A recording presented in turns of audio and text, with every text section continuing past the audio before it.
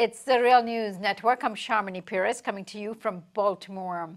Dr. Rima Khalaf, Under-Secretary for the United Nations Economic and Social Commission for Western Asia, resigned this week in protest when her boss, the UN Secretary General Antonio Guterres, ordered the withdrawal of an incriminating UN report she issued on Israel's apartheid policies in the occupied territories of Palestine.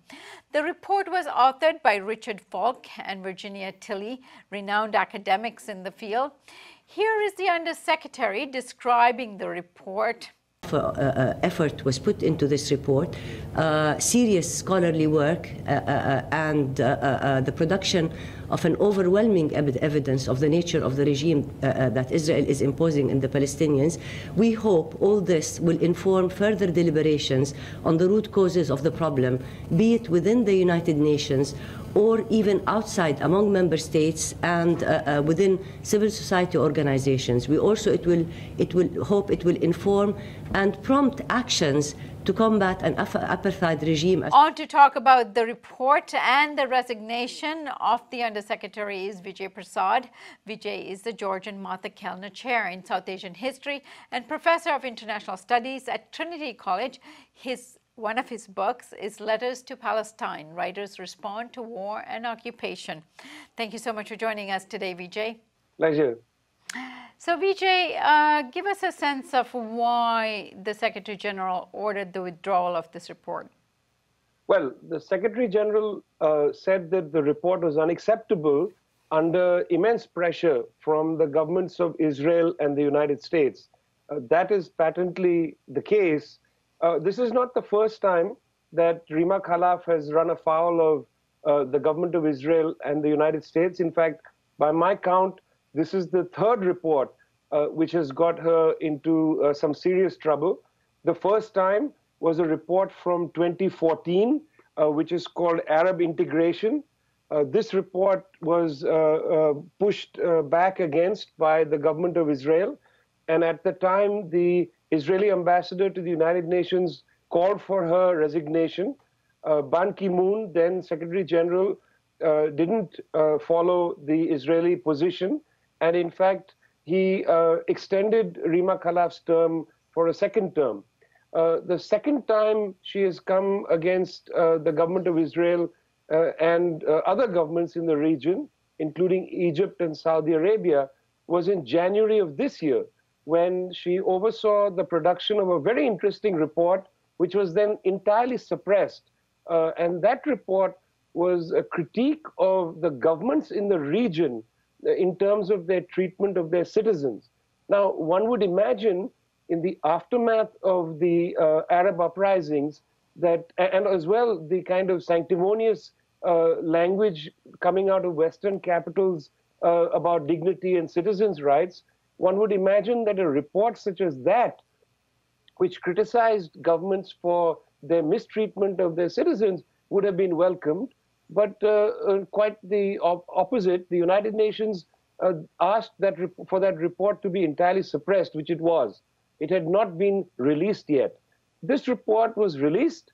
There was a demand again to withdraw it, as in January, and which is why in her resignation letter, Rima Khalaf said that twice this has happened to me, and this time I refuse to bend the stick. And I think it's quite important to recognize that the United States and Israel haven't, at each of these times, discussed the merits or demerits of the report. They have merely tried to suffocate them.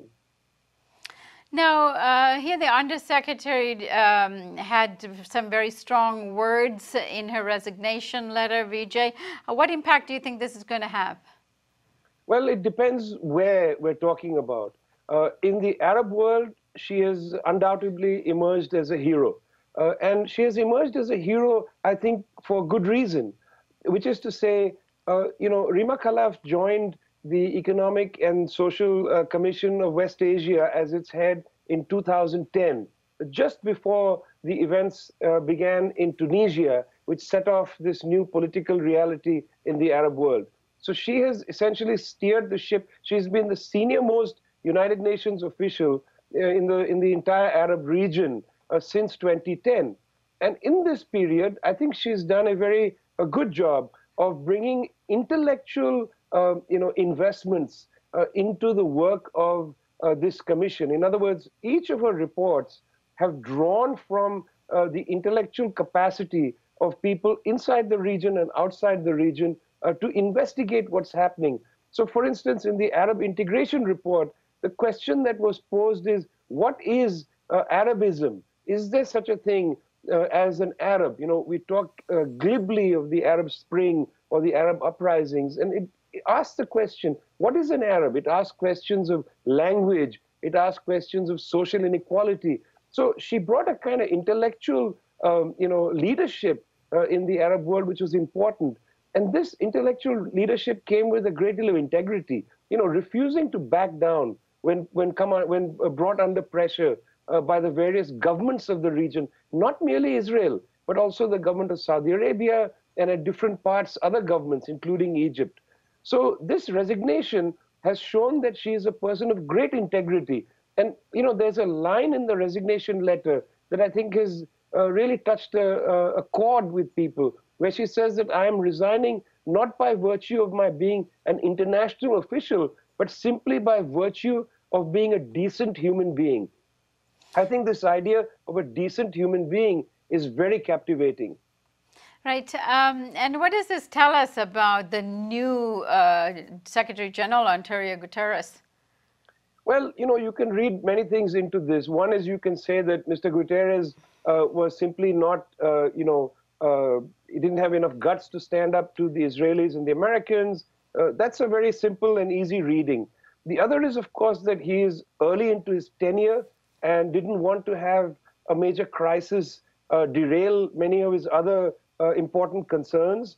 There is a serious problem of a man-made famine in Sudan. There are issues in Syria that will bear a great deal of very delicate kind of footwork. So you can also say perhaps he didn't want this crisis falling on his lap at the beginning of his tenure. After all, when Ban Ki-moon came not to Rima Khalaf's defense, we should not exaggerate what he did in 2014, but when he refused to ask for her resignation, in fact, renewed her term, he had already, in a sense, built up his own position inside the United Nations. So this may be a matter of timing.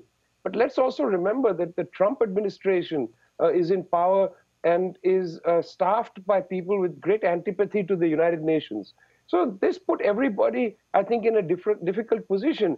But certainly, I think Mr. Guterres made a serious error by asking for that report to be withdrawn. I think what might have been, a more, let's say, forthright approach would have been to call for some kind of, discussion about the report, about the making of it, maybe an inquiry of some kind. But he immediately took a political position. And I think that was untenable as far as the leadership in ESCOA was concerned.